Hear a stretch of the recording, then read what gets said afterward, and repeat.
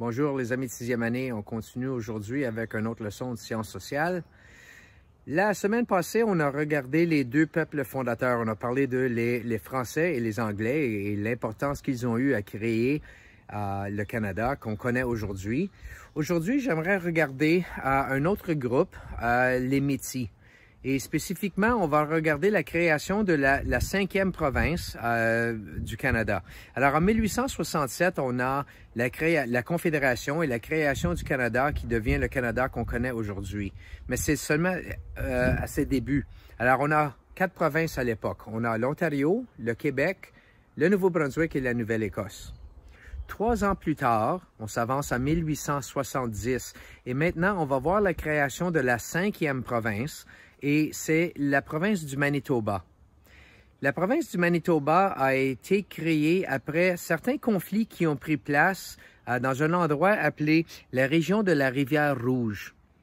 Dans cet endroit, il y avait beaucoup de Métis qui vivaient là. Et après 3 ans de confédération, le gouvernement canadien, sous Sir John A. Macdonald, a décidé de commencer à peut-être élargir le territoire canadien. Parce qu'on avait tout ce territoire qui appartenait au Canada, au gouvernement spécifiquement, et il cherchait à créer d'autres provinces et à élargir le territoire canadien.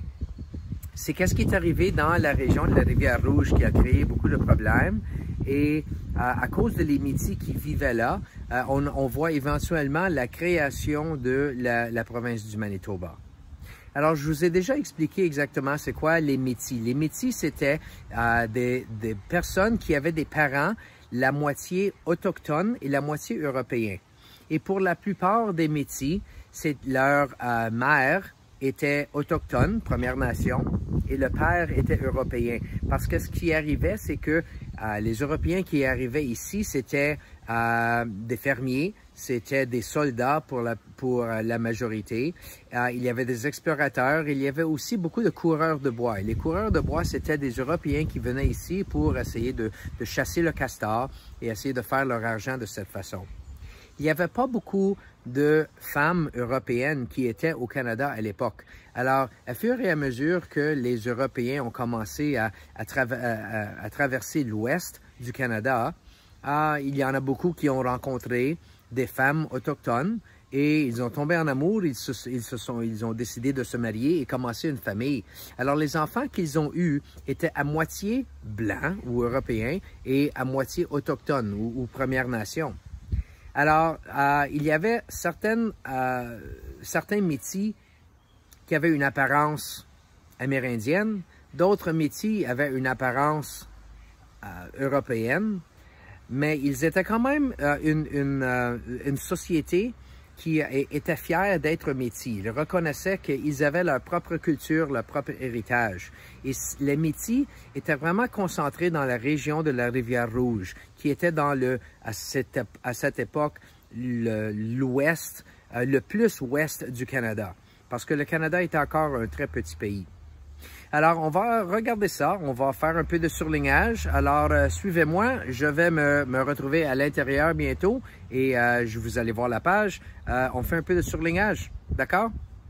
Alors, voici le texte. Et comme j'ai mentionné déjà, on va regarder aujourd'hui la région de la Rivière-Rouge. Alors, la Rivière-Rouge, the Red River, alors c'était, quand on parle de la région de la Rivière-Rouge, we're talking about the Red River Settlement, d'accord?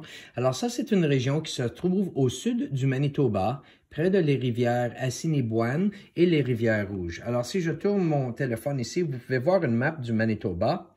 Alors, sur la carte, on voit la province qu'on connaît aujourd'hui, d'accord? Mais vous devez comprendre que la région de la Rivière-Rouge se représente ici dans le carré et le Manitoba en 1870 était un très petit territoire comparativement à ce que nous reconnaissons aujourd'hui dans la forme du Manitoba d'aujourd'hui. Mais vraiment, la création de cette province a commencé en bas ici où on avait un groupe de Métis qui vivait ici, proche de la rivière Assiniboine et la Rivière-Rouge. D'accord? Alors, comme j'ai mentionné, ça se retrouve au sud du Manitoba, près de les rivières Assiniboine et les Rivières-Rouges. Alors, un an avant la création de la province, on est maintenant en 1869, on a une province qui n'existe pas encore. Elle deviendra la 5e province du Canada en 1870. Cette région était principalement habitée par des colonies autochtones et aussi les Métis. Je vous ai déjà expliqué au début de cette leçon c'est quoi les Métis. Le mot Métis désigne des personnes nées de parents de 2 cultures différentes.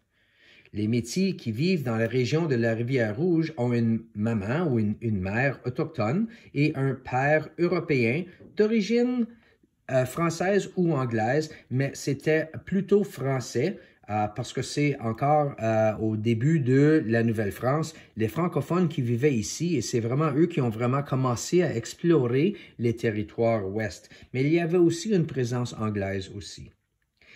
C'est le français qui est la langue dominante de la colonie, parce que je viens juste de vous expliquer, c'était les francophones qui se sont rendus là avant les Anglais.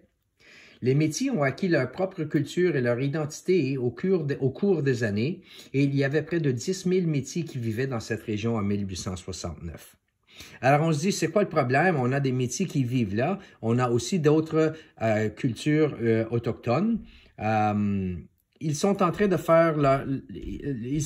vivre leur propre vie, d'accord? Mais il y a quelque chose qui va arriver, qui va déclencher de la violence, un gros désaccord entre les Métis et le gouvernement du Canada.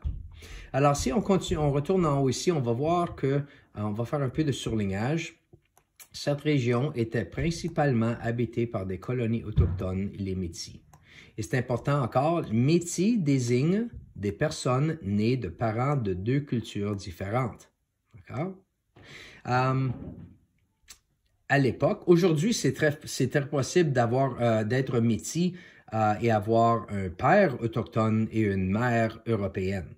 Si vous voulez un exemple personnel, Madame Laurie est métis. Son papa est Abenaki et sa maman, elle est blanche, elle vient de l'Écosse, Scotland.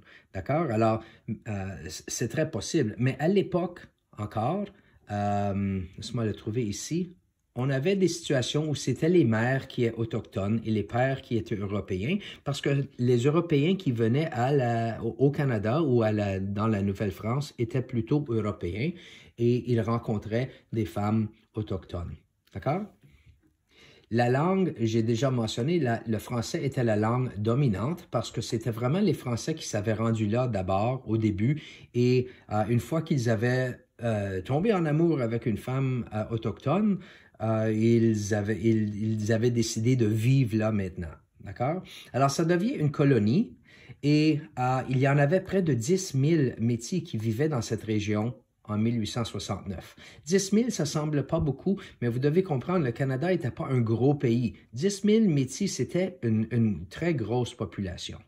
D'accord? On continue. Avant cette époque, je vais ranger mon téléphone. Tiens. Avant cette époque, la colonie de la Rivière-Rouge était dirigée par la Compagnie de la baie d'Hudson. Alors encore, j'ai déjà parlé de ça, de Hudson's Bay Company. Ça existe encore aujourd'hui sous le magasin The Bay. C'était une compagnie qui était, d'une certaine façon, contrôlée par le gouvernement. D'accord? Alors, en anglais, on appelle ça Crown Corporation. Alors, c'était le gouvernement qui appartenait à cette compagnie. D'accord?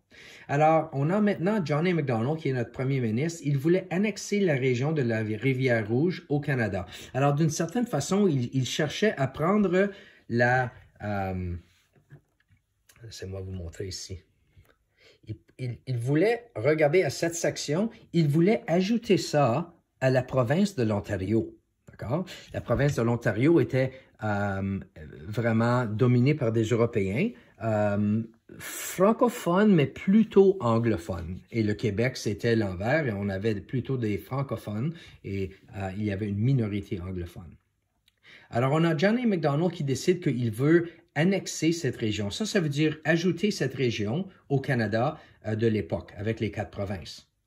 Alors, il décide d'envoyer des arpenteurs dans cette région pour y dresser une carte afin d'envoyer vivre des colons. Alors, la présence de ces arpenteurs ont vraiment surpris la colonie Métis puisque personne au gouvernement leur avait parlé de ce projet pour coloniser la région. C'est alors que Louis Riel devient le chef de les Métis. Et Louis Riel, on le voit ici, la prochaine classe qu'on va faire ensemble en sciences sociales, on va parler de Louis Riel. Et il était un chef que les Métis ont décidé d'élire pour les représenter. C'était sa responsabilité de parler au gouvernement canadien pour leur dire que qu'est-ce qu'il faisait n'était pas bien. D'accord? Alors, on mentionne que John A. Macdonald cherche à annexer la région de la Rivière-Rouge au Canada parce qu'elle était déjà dirigée par le gouvernement du Canada sous la Compagnie de la baie d'Hudson.